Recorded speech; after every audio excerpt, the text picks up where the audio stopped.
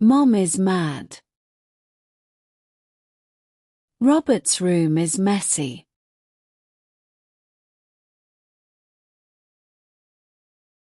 There is pizza under his bed.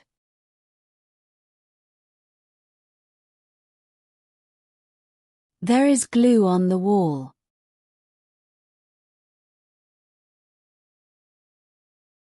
There is a pile of clothes.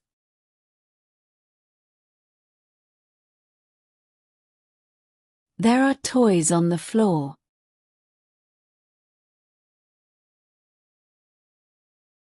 Robert does not care.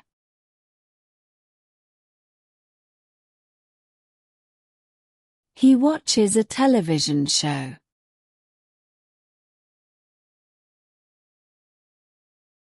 His mom goes into his room.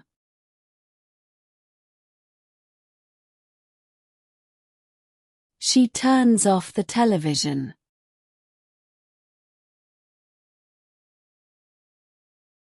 She yells at him.